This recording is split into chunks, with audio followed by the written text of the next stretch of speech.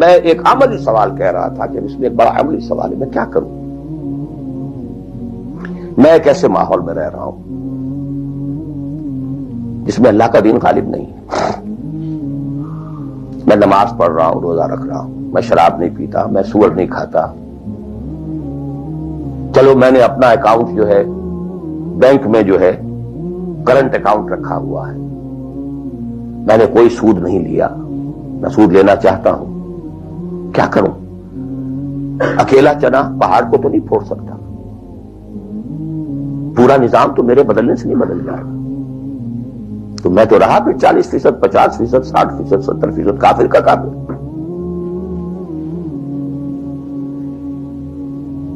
تو واسطے way out, واسطے مخرج۔ بڑی پیاری حدیث ہے وہ جس میں یہ الفاظ آتے ہیں، حضور نے فرمایا انہا ستکون فتنۃ، ایک وقت آئے گا تو بڑا فتنہ ہوگا۔ حضرت علی فرماتے میں نے فوراً عرض کیا مل مخرج منہا یا رسول اللہ، اے اللہ کے رسول یہ بتائیے اس سے نکلنے کا راستہ کون سا ہوگا؟ یہ نہیں پوچھا کیا فتنہ ہوگا، کیوں ہوگا، کب ہوگا، کیسے ہوگا، کدھر سے آئے گا، کچھ نہیں، نکلنے کا راستہ بتائیے۔ بلکہ ایک اور روایت اس حدیث کی اس سے بھی زیادہ پیاری ہے کہ اصل میں حضرت جبرائیل نے کہا حضور سے یا محمد امتک بعدک،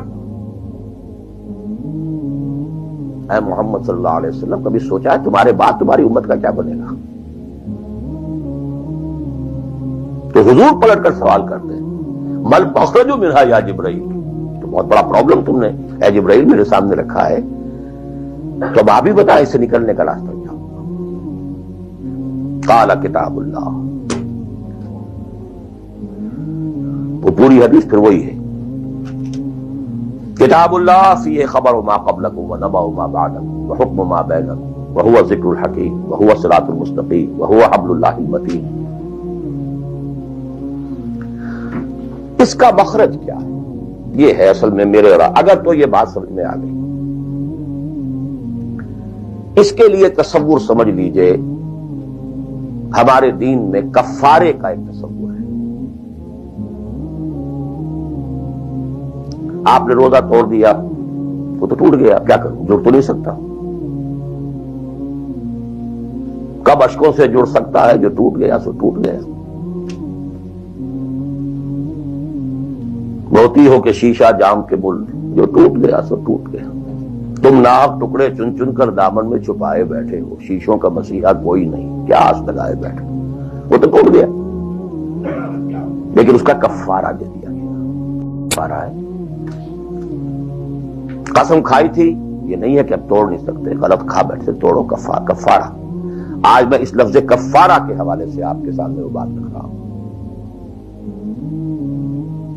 اب مجھے اللہ نے پیدا کر دیا اس دور میں، کسی کو ہندوستان میں پیدا کیا، کسی کو انگلستان میں کیا ہے، کسی کو امریکہ میں کیا ہے، کسی کو پاکستان میں کیا ہے، کچھ کو پاکستان پہنچا دیا ہے چاہے زبردستی چاہے اپنی مرضی سے، کسی کو یہاں پہنچا دیا ہے چاہے کسی بھی نیت اور کسی بھی ارادے سے، لیکن اب ہے کہیں ہے، کیا کریں؟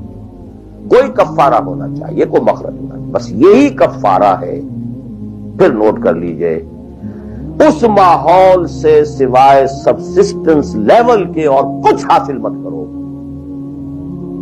اور اس سبسسٹنس لیول پر بھی جو کچھ تم نے کھایا پیا ہے اور سانس لیا ہے، جو انرجی کریٹ ہوئی ہے، اس کا میکسیمم اس جہاد میں صرف کر دو کہ اس نظام کو بدلو۔ تمہاری یہ جد و جہد، تمہاری یہ کوشش کفارہ بن جائے گی اس کا۔ معذرۃ الی ربکم، معذرت پیش کر سکو گے اللہ کے رب۔ اے اللہ میں نے اس نظام کے ساتھ ریکنسائل نہیں کیا، اے اللہ میں نے اپنی توانائیوں اور اپنی محنتوں سے نہ اپنے لیے کوئی جاگیر بنائی نہ اپنے لیے جائیداد بنائی، اے اللہ میں کوئی دولت چھوڑ کر نہیں مرا، اے اللہ میں نے اپنے بچوں کو بھی اسی کام کے لیے لگا دیا تھا، میں نے ان کی دنیا سے بڑھ کر ان کی عاقبت کی فکر کی ہے، نہیں کر سکا، آگے کچھ نہیں ہو سکا تو میں بے بس ہوں۔ حضرت نوح بھی تو بے بس تھے، کیا کر گئے؟ لیکن اگر کسی بھی درجے میں ریکنسیلیشن ہے، کمپیٹیبلٹی ہے، اس کو آپ نے ایکسپٹ کر لیا ہے، اس میں پھلنے پھولنے اور پھیلنے کا بندوبست کر رہے ہیں، یو آر ڈومڈ.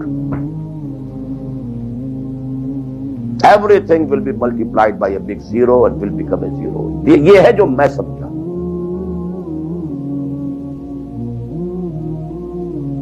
اس کا نام ہے جہاد. Constant friction, constant struggle. جان مال، ان صلاتی و نسکی و محیایا و مماتی للہ رب العالمین. میری زندگی کا مقصد تیرے دین کی سرفرازی. میں اسی لیے مسلمان، میں اسی